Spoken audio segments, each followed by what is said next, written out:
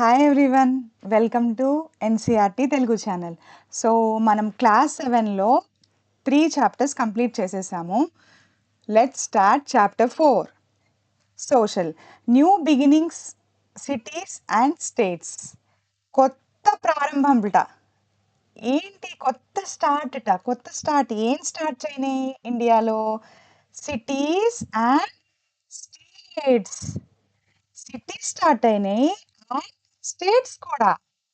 Okay, so ఎలా start అయినాయి cities, states ఎట్లా ఫామ్ అయినాయి, ఇవన్నీ చూద్దాం ఈ చాప్టర్లో. ఓకే, సో ఎవ్రీ చాప్టర్ మనము కోట్తో స్టార్ట్ చేస్తాం కదా. సో ఇక్కడ కూడా మనకి ఒక కోట్ అయితే ఇచ్చారు. So this is by Kautilya. Kautilya అంటే చాణక్య. సో ఇది అర్థశాస్త్రంలో ఉందిట ఈ కోట్. ఏంటో చదువుదామా? The kingdom shall be protected by fortifying the capital and towns at the frontiers. Kingdom ఎలా ఉండాలట? రాజ్యం ఎలా ఉండాలి? దాని చుట్టూ, ఆ రాజధాని చుట్టూట గోడలు, పెద్ద పెద్ద వాల్స్తో ఫోర్ట్స్. ఫోర్టిఫైయింగ్ అంటే ఏంటి? పెద్ద పెద్ద గోడలు నిర్మించడం రాజధాని చుట్టూ.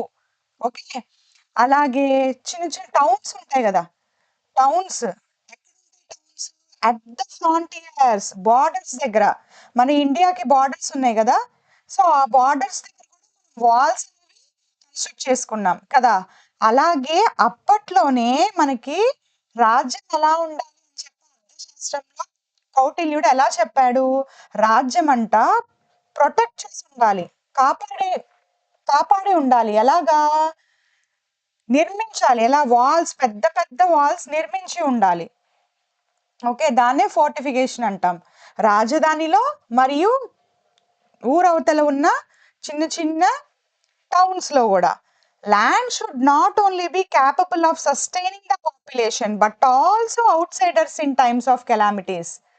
ల్యాండ్, భూమి ఎలా ఉండాలి అంటే, రాజ్యంలో భూమి ఎలా ఉండాలంటేట, అరే మన వరకు, మన ప్రజల వరకు తింటే చాలు అనేలాగా కాదుట. ఒకవేళ బయట నుంచి అరే మాకు బాలేదు, మాకు కెలామిటీస్ వచ్చినాయి, మా ఊళ్ళు నష్టపోయినాయి, ఎండుకుపోయినాయి, కరువులు వచ్చినాయి, లేదా ఫ్లడ్స్ వచ్చినాయి, డ్యామేజెస్ జరిగి బయట నుంచి వస్తారు మమ్మల్ని కాపాడండి అని. సైక్లోన్స్ వచ్చి, తుఫాన్లు వచ్చి, ఫ్లడ్స్ వచ్చి, అవుట్ సైడ్ కంట్రీ వాళ్ళు, అవుట్ సైడ్ రాజ్యం వాళ్ళు, ఇక్కడైతే వేరే రాజ్యం వాళ్ళు వచ్చి అడిగితే వీళ్ళు పెట్టేంత క్యాపబుల్గా ఉండాలట ఈ రాజ్యంలో. Okay, it should be beautiful, అద్భుతంగా ఉండాలట చూడ్డానికి. Being bestowed with cultivable land, being endowed with cultivable land అంటే దున్నడానికి సారవంతమైన భూమి ఉండాలి, వ్యవసాయం చేసుకోవడానికి. మైన్స్ ఉండాలి, ఖనిజాలు ఉండాలి, ఐరన్, గోల్డ్, కాపర్ ఇవన్నీ ఉండాలి, మైన్స్. టింబర్ ఫారెస్ట్ ఉండాలి, ఎలిఫెంట్ ఫారెస్ట్ కూడా ఉండాలి.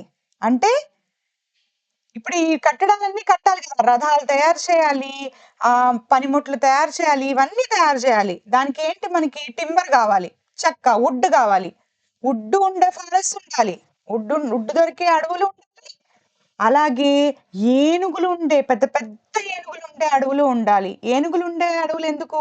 ఏనుగులు దేనికి? మనకి రాజ్యాలు కావాలంటే యుద్ధాలు చేయాలంటే ఏనుగులు, గుర్రాలు ఇవన్నీ కావాలి కదా. అలాగే అందుకనే పెద్ద పెద్ద ఏనుగులున్న అడవులు కూడా ఉండాలట. Good pastures rich in cattle అంటే గడ్డి. ఇప్పుడు ఈ క్యాటిల్, ఆవులు ఇవన్నీ ఉంటాయి కదా, ఈ క్యాటిల్ అంతా తినడానికి మంచి మంచి గడ్డి ల్యాండ్స్ ఉండాలి.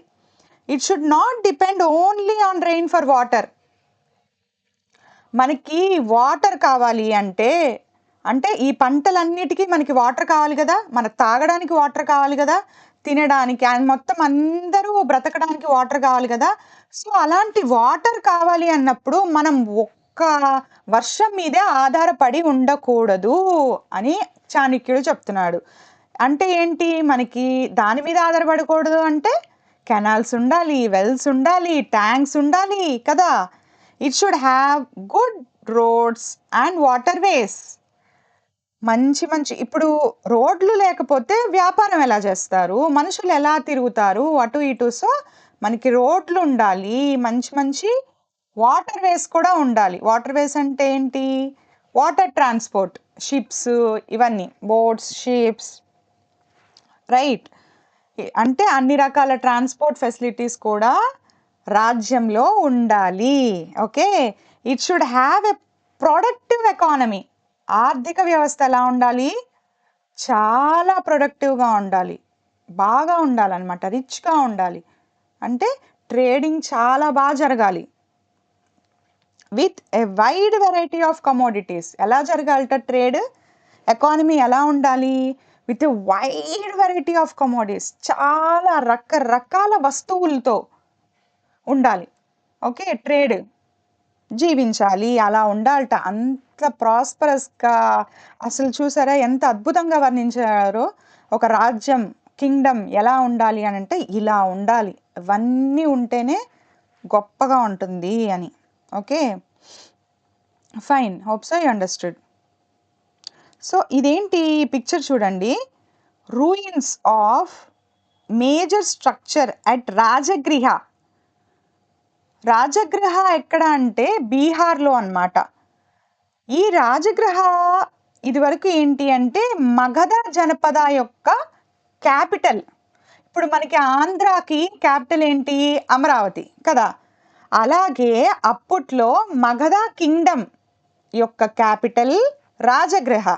ఈ రాజగృహ రూయిన్స్ అన్నమాట. అంటే ఆ క్యాపిటల్ ఇది అయిపోయాక, ఇవన్నీ అయిపోయాక రూయిన్స్ అంటే మిగిలిపోయినప్పుడువి అని అర్థం అన్నమాట. సో, ఇవన్నీ ఇలా ఉన్నాయి. చూసారా? రూయిన్స్.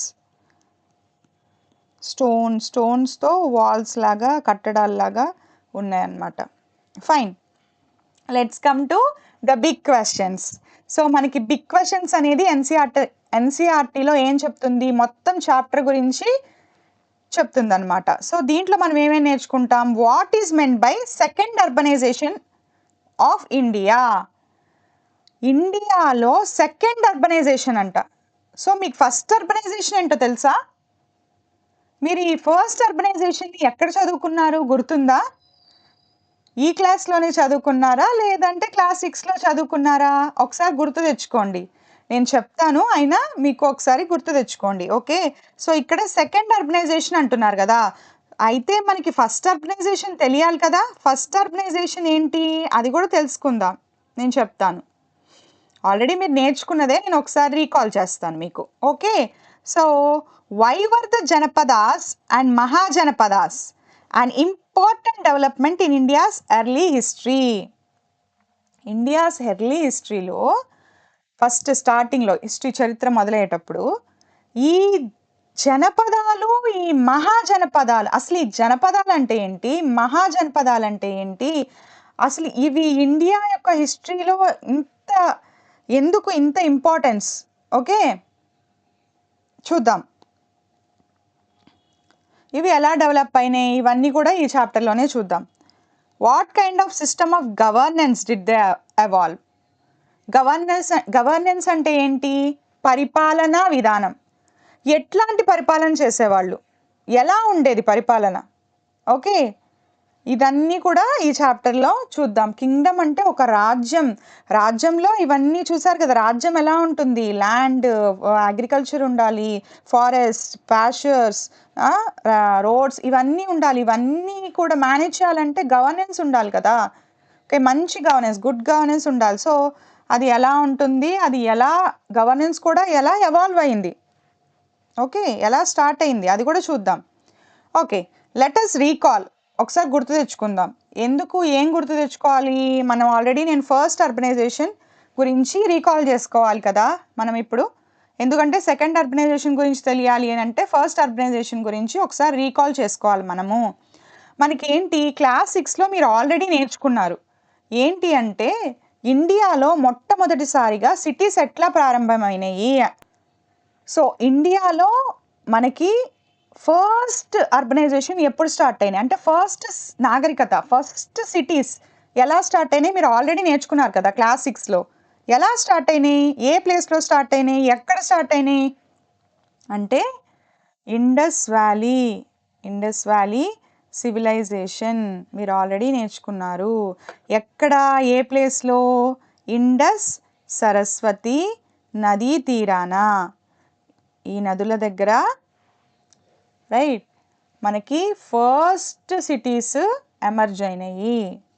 అసలు ఎర్లీ హ్యూమన్ ఎలా వచ్చాడు? ఎర్లీ హ్యూమన్ నుంచి చక్కగా మనం విలేజెస్ దాకా వచ్చాడు, రూరల్ సెటిల్మెంట్స్ అయినాయి, దాని తర్వాత టౌన్స్కి వచ్చాడు, టౌన్స్ నుంచి హరప్పన్ సిటీ, మొహంజదారో, హరప్ప ఇవన్నీ సిటీస్ అయినాయి కదా. హరప్ప, మొహంజదారో, డోలవిరా, ఓకే, ఇవన్నీ కూడా కాళీబంగన్, బన్వాలి, ఇలా రకరకాల సిటీస్ నిర్మించాడు రైట్. ఇదే మనం ఇండస్ వ్యాలీ సివిలైజేషన్ అన్నాం. ఇండస్ వ్యాలీ సివిలైజేషన్ ఎప్పుడు స్టార్ట్ అయింది? అరౌండ్ 2600 BCE నుంచి 1900 BCE దగ్గర స్లోగా తగ్గిపోయింది, ఫాల్ అయిపోయింది. 1900 అంటే చివరి సెకండ్ మిలీనియం BCE దగ్గరకు వచ్చేసరికి మనకి 1900 BCE దగ్గరకు వచ్చేసరికి మనకి సిటీస్ అన్నీ అబాండాన్ అయిపోయాయి. అబాండాన్ ఏంటి? అక్కడ ఎవరు లేరు, వెళ్ళిపోయారు. ఎక్కడికి వెళ్ళిపోయారు? విలేజెస్కి వెళ్ళిపోయారు. బ్యాక్ టు ద రూరల్ సెటిల్మెంట్స్కి వెళ్ళిపోయారు అని చెప్పి మనం చదువుకున్నాం.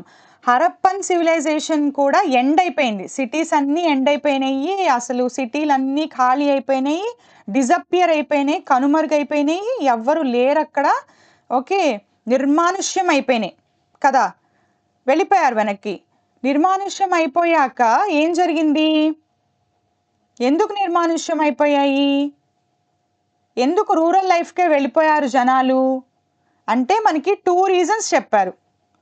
ఏంటి అంటే ఫస్ట్ వచ్చేసరికి క్లైమేట్ చేంజ్. ఎందుకు అంటే ఫస్ట్ వచ్చేసరికి climate change. These 2 reasons are only explained in the class 6 chapter, class 6 itself. Okay, main reasons are these 2 only. One is the climate change and the second one is what? Saraswati river అనేది dry అయిపోవడం. Saraswati river dry అయిపోయింది. ఈ 2 reasons వల్ల cities అనేవి అబండాన్ అయిపోయాయి, disappear అయిపోయాయి. So అబండాన్ అయిపోయాక మనకి 1000 సంవత్సరాల దాకా మనకి సిటీస్ అనేవి లేవు, కనిపించలేదు. ఆల్ స్మాల్ విలేజెస్లోనే బ్రతికారు. మళ్ళీ ఇంకొక 1000 సంవత్సరాల దాకా అంటే 1900 నుంచి ఇంకొక 1000 సంవత్సరాల దాకా 1000 BCE దాకా. So up to 1000 BCE, from 1900 to up to 1000 BCE, before Christ. Okay, BCE before Christ ఏమైంది? మనకు అసలు సిటీస్ అనేవి కనిపించలేదు, ఓన్లీ విలేజెస్సే ఆ టైం పీరియడ్లో. సో 1900 నుంచి మనకి BCE నుంచి 1000 BCE దాకా మనకి సిటీస్ అనేవి లేవు, అస్సలు లేవు. ఓకే, అందుకనే మనకి సెకండ్ సివిలైజేషన్ స్టార్ట్ అయింది, సెకండ్ అర్బనైజేషన్ స్టార్ట్ అయింది అని అన్నాం. ఓకే, సెకండ్ అర్బనైజేషన్ మనకి హరప్పన్ సిటీస్లో ఫస్ట్ అర్బనైజేషన్లో మనకి ఏమేమి ఉన్నాయి? వాటర్ ఉంది, డ్రైనేజ్ ఉంది, హౌసెస్ ఉన్నాయి, అడ్మినిస్ట్రేషన్ ఉంది, ఓకే, రైటింగ్ సిస్టమ్ ఉంది, ట్రేడ్ ఉంది, ఆల్ ద ఫీచర్స్, సిటీస్కి ఉండే ఫీచర్స్ అన్నీ కూడా ఉన్నాయి. వాళ్ళకి ఆహారం ఎక్కడి నుంచి వచ్చేది? విలేజెస్ నుంచి వచ్చేది రైట్. సో ఎవ్రీథింగ్ ఉందన్నమాట హరప్పన్ పీపుల్కి. అది అలాగే డిసింటిగ్రేషన్ జరిగిపోయింది. First urbanization disintegrated. Some of the cities were abandoned, in other some people continued living in there but reverting to వెనక్కి వెళ్ళిపోయారు, rural and village life style. నేను ఆల్రెడీ చెప్పాను మీకు. They had to, since all the components of Harappan urban order had disappeared. ఎందుకంటే urban life, urban సిటీకి ఉండేవన్నీ కూడా disappear అయిపోయినాయి కాబట్టి వాళ్ళు వెనక్కి వెళ్ళిపోయారు ఇంకా రూరల్ లైఫ్కే. Okay. Both private and elaborate structures, both private and public, crowded streets, busy markets. Markets ఎలా ఉండేవి? బిజీగా ఉండేది. డిఫరెంట్ కమ్యూనిటీస్, రకరకాల కమ్యూనిటీస్ వాళ్ళు ఉండేవాళ్ళు with specialised occupations. Specialised occupations, normal కాదు ఆక్యుపేషన్ కూడా. దాంట్లో స్పెషలైజేషన్ ఒక్కొక్కళ్ళు. ఏంటి? మెటల్ స్మిత్స్ అంటే మెటల్‌తో రకరకాలవి తయారు చేసేవాళ్ళనమాట. కాపర్‌తో. అప్పుడేంటి హరప్పన్ పీపుల్ ఏం వాడారు? కాపర్ నుంచి తర్వాత బ్రాంజ్. బ్రాంజ్ కూడా వాళ్ళకి తెలుసు. బ్రాంజ్‌తోనే వాళ్ళు ఎక్కువ వస్తువులనేవి తయారు చేసుకున్నారు. బ్రాంజ్ ఎట్లా కలిపారు? అది మళ్ళా ఇంకో టెక్నాలజీ. కాపర్‌కి టిన్ కలిపి బ్రాంజ్ తయారు చేసుకున్నారు. సో, అంత టెక్నాలాజికల్‌గా కూడా ఫార్వర్డ్ ఉన్నారనమాట హరప్పన్ పీపుల్. సో, అన్ని రకాల స్పెషలైజేషన్ ఉన్నాయి వాళ్ళకి. రైట్. పాటర్స్, రకరకాల కుండలు తయారు చేసేవాళ్ళు. బిల్డర్స్, బిల్డింగ్స్ కట్టుకున్నారు కదా! వాళ్ళ హౌసెస్ ఎలా నిర్మించుకున్నారు బిల్డర్స్ లేకపోతే. వీవర్స్, బట్టలు. కాటన్ అనేది ఫస్ట్ మనకి హరప్పన్ పీపులే స్టార్ట్ చేసింది. యూరేషియాలో యూరోప్, ఏషియా కలిపి కాటన్ ఫస్ట్ స్టార్ట్ చేసింది ఎవరు అనంటే మన హరప్పన్ సివిలైజేషన్. హరప్పన్ పీపులే. ఇండస్ వ్యాలీ సివిలైజేషనే. సో, అట్లా వాళ్ళు బట్టలు కూడా వీవ్ చేసుకున్నారు. క్రాఫ్ట్స్ పీపుల్, రకరకాల చేతులతో తయారు చేసే వృత్తులు వాళ్ళు కూడా ఉన్నారనమాట పీపుల్. And so on. ఇంకా చెప్పుకుంటూ పోతే ఇంకా చాలా మంది ఉన్నారు. రైటింగ్ సిస్టమ్ నేను చెప్పా కదా! కానీ రైటింగ్ సిస్టమ్ ఉండేది కానీ అది ఎవరు ఇప్పటివరకు కూడా అది డెసిఫర్ చేయలేదు. రైట్. అది ఏంటి అనేది మనకి ఇప్పటికీ తెలీదనమాట. వాళ్ళ writing system something different. Sanitation system clean and హైజీనిక్‌గా మెయింటైన్ చేసేవాళ్ళు everything. Okay. The presence of administration కూడా వాళ్ళు బ్రహ్మాండంగా చేసుకున్నారు. Behind it all, a large state structure with a ruling class at the head. And for a whole millennium, ఒక millennium 1000 సంవత్సరాల వరకు urban life remained absent from India. నేను ఇక్కడ already మీకు చెప్పాను కదా! ఒక 1000 సంవత్సరాల దాకా కూడా మనకి అర్బన్ లైఫ్ అనేది లేదు. It's absent completely absent. Okay. Main reasons ఏమని చెప్పాను? Due to climate change and one is Saraswati river drying up. ఈ 2 ఫ్యాక్టర్స్ వల్ల కంప్లీట్‌గా అక్కడ నుంచి అసలు జనాలే లేకుండా అయిపోయారు. సిటీస్ ఉన్నారు కానీ విలేజెస్‌లో ఉన్నారు. ఓకే. సిటీస్ అయితే లేవు. అర్బన్ లైఫ్ అనేది కంప్లీట్‌గా ఆబ్సెంట్ అయిపోయింది ఇండియాలో. Okay. Though there were many few towns చెప్పా కదా! చిన్న పట్టణాలైతే I mean towns and here and there in North India. Okay, remember North India. So this Harappan civilization was entirely purely of northwest and also somewhat in the Gujarat parts region. Okay, so మీరు అది క్లియర్గా ఇంకొకసారి చదువుకోండి. So ఇప్పుడు మనము cities ఎక్కడ start అయినాయి? మళ్ళీ స్టార్ట్ అయినాయి అని చెప్పాను కదా! సెకండ్ అర్బనైజేషన్ స్టార్ట్ అయిందనే కదా! ఎక్కడ స్టార్ట్ అయినాయి? ఎలా స్టార్ట్ అయినాయి? ఇప్పుడు చూద్దాం. ఇప్పటి వరకు రీకాల్ చేసేసుకున్నాం. ఫస్ట్ అర్బనైజేషన్ ఎలా స్టార్ట్ అయింది? ఎలా అంతరించిపోయింది? ఎలా డిసింటిగ్రేట్ అయిపోయింది? ఇప్పుడు మనం సెకండ్ అర్బనైజేషన్ ఎలా స్టార్ట్ అయ్యింది? ఎక్కడ స్టార్ట్ అయింది? ఏ ప్రాంతాల్లో స్టార్ట్ అయింది? అనేది చూద్దాం. సో ఈ పిక్చర్ ఏంటి? The fertile Gangetic plains helped the Mahajanapadas to grow and prosper. ఇదేంటిట?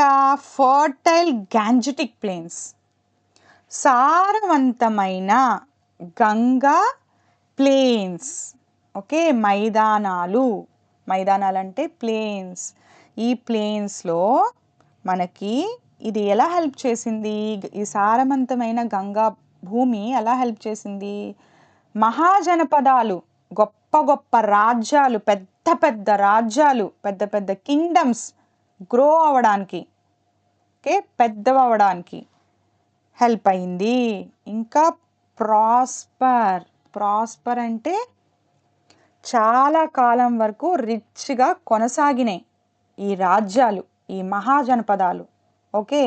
అసలు మహాజనపదాలు అంటే ఏంటి? ఇవి ఎలాగా, ఈ కింగ్డమ్స్ అనేవి ఎలా గ్రో అయినాయి? ఈ గ్యాంజెటిక్ ప్లేన్లో ఎందుకు గ్రో అయినాయి? సెకండ్ అర్బనైజేషన్ ఎందుకు? ఇవన్నీ ఇటు పార్ట్ అంతా వదిలేసి ఈ part, I'm changing it, see this part, ఈ పార్ట్ దగ్గరికి ఎందుకు వచ్చేసారు? Okay, let's see. Indeed, there were important regional cultures which we need not study here. Okay, మనమేం చదువుకోకలేదు దాని గురించి ఇప్పుడు ఇక్కడ. Then in the first millennium BCE, okay, ఏం జరిగింది? నేనేం చెప్పాను ఇక్కడ, 1900 to 1000 BCE ఏం లేవు. ఫస్ట్ మిలీనియం BCE అంటే 1000 BCE నుంచి 1 BCE దాకా ఏం జరిగింది? ఆ ఫస్ట్ మిలీనియం BCలో vibrant new phase of urbanization began in the Ganga plains. Vibrant అంట, ఓకే, నార్మల్ కాదు, ఇట్స్ వైబ్రెంట్ అంటే చాలా పవర్ఫుల్ న్యూ ఫేజ్, ఒక కొత్త ఫేజ్ ఆఫ్ అర్బనైజేషన్, కొత్త రకమైన సిటీస్, కొత్త రకమైన పద్ధతులతో కొత్త రకమైన నగరాలు ప్రారంభమైనాయి. ఎక్కడ? గంగా ప్లేన్స్ దగ్గరే. Parts of Indus Sindhu basin and neighbouring reasons gradually spreading to other parts of the sub continent. ఇప్పుడు మనకేంటి, ఇండస్ వ్యాలీ సివిలైజేషన్ దగ్గర నుంచే కదా ఇటువైపు వచ్చేసాం, మూవ్ అయిపోయాము. ఎక్కడికి? గంగా ప్లేన్స్ దగ్గరికి. నైబరింగ్ రీజన్స్ అంటే అది. How do we know this? అరే మీకెలా తెలుసు? హిందూ ఇండస్ సరస్వతి సివిలైజేషన్ ఆ ఏరియా నుంచి ఈ ఏరియాకి వచ్చేసారు, ఈ ఏరియా నుంచి ఈ ఏరియాకి వచ్చేసారు. అసలు మీరు ఎలా చెప్తున్నారు, మీకు ఎలా తెలుస్తుంది ఇవన్నీ అని అంటే, main sources always archaeological excavations, తవ్వకాలు. తవ్వకాలంటే భూమిని డిగ్ చేస్తే మనకి భూమి నుంచి బయటపడతాయి. ఏంటవి? వాళ్ళు వాడిన వస్తువులు, టూల్స్, వెపన్స్, ఇవన్నీ, ఓకే, ఇల్లులు అన్నీ బయటపడతాయి కదా ఆర్కియాలజికల్ ఎక్స్కవేషన్స్ చేసినప్పుడు. అలా మనకి ఏం కన్ఫర్మ్ అయిందిట? Existence of those ancient urban centres. ఈ అర్బన్ సెంటర్స్ అక్కడ ఉన్నాయి అని తెలిసింది. ఈ సిటీస్ అనేవి ఈ ఏరియాలో, ఈ గంగా నది తీరానే మొదలైనవి అని తెలిసిందిట. ఇంకొక విధం ఏంటి? ఏన్షియంట్ లిటరేచర్, పురాతన గ్రంథాలలో. ఏ గ్రంథాల్లో? పురాతన గ్రంథాలు. మనకి ఏమేమి ఉన్నాయి? మహాభారతం ఉంది, సరే బుద్ధిస్ట్ టెక్స్ట్ ఉన్నాయి, ఇంకా రకరకాల జైన్స్ ఉన్నాయి, జైన్ లిటరేచర్ ఉంది. ఇలా రకరకాల పురాతన గ్రంథాలలో ఇవన్నీ ఉన్నాయి. ఏమున్నాయి? గంగా నదీ తీరంలో మళ్ళీ అర్బన్ సెంటర్స్ అనేవి, అర్బన్ సిటీస్ అనేవి ఉన్నాయి అని చెప్పి ఆ గ్రంథాల్లో మెన్షన్ అయ్యి ఉందిట. Okay, fine, you understood till here. New phase often called India's second urbanization. So ఈ new phase, this is second urbanization. Okay, first urbanization ఎప్పుడు చెప్పండి? ఇప్పుడు 2600 BCE టు, నేను రాస్తున్నాను క్లియర్గా చూడండి, 2600 BCE to 1900 BCE. First urbanization, that's nothing but Indus Valley civilization or Harappan civilization. This is what? First urbanization. Afterward, due to climate change and Saraswati river drying up and various other factors, you need not, okay, ఇప్పుడు వాటి గురించి ఇప్పుడు అంత క్లియర్గా అక్కర్లేదు. So దీని తర్వాత ఏమైంది? సిటీస్ అనేవి ఇండియాలో లేవు. There are no urban cities for 1 millennium, అంటే 1000 సంవత్సరాల వరకు. అంటే ఏంటి? 1900 BCE నుంచి ఒక 1000 BCE దాకా what happen? No cities, no urbanisation, right? తర్వాత ఏమైంది? తర్వాత 1000 సంవత్సరాల నుంచి 1 BCE, 1000 BCE to 1 BCE we have second urbanization which started in fertile Ganga plains. Fertile Ganga plains అంటే ఎక్కడ? యూపీ, బీహార్, వెస్ట్ బెంగాల్, ఈ ప్లేన్స్లో మనకి, ఈ ప్లేసెస్లో సెకండ్ అర్బనైజేషన్ అనేది స్టార్ట్ అయ్యింది. ఓకే, ఇక్కడ వరకు క్లియర్గా అర్థమైందనే అనుకుంటున్నాను. ఓకే, నౌ ఇక్కడ వరకు మీకు అర్థమైతేనే నెక్స్ట్ ఫాలో అవ్వండి. ఓకే, సగం సగం అర్థం చేసుకోవద్దు, ఎందుకంటే కన్ఫ్యూజన్గా ఉంటుంది. మీకు అర్థం కాకపోతే మళ్ళీ వెనక్కి వెళ్ళి స్లోగా వినండి. నేను చాలా క్లియర్గా ఎక్స్ప్లెయిన్ చేస్తున్నాను, 1 by 1 మీరు మళ్ళీ మళ్ళీ వినండి. ఓకే, ఇక్కడ వరకు మీకు అర్థమైపోయింది. ఏంటి, సెకండ్ అర్బనైజేషన్ స్టార్ట్ అయ్యింది. అది ఎక్కడ స్టార్ట్ అయింది? గంగా నదీ తీరాల దగ్గర స్టార్ట్ అయింది. అంటే యూపీ, బీహార్, వెస్ట్ బెంగాల్ ఈ ప్లేసెస్లోనే కదా గంగా ఫ్లో అయ్యేది. ఈ ప్లేసెస్లోనే మనకి second urbanisation, second time cities start అనేవి ఎమర్జ్ అయినాయి.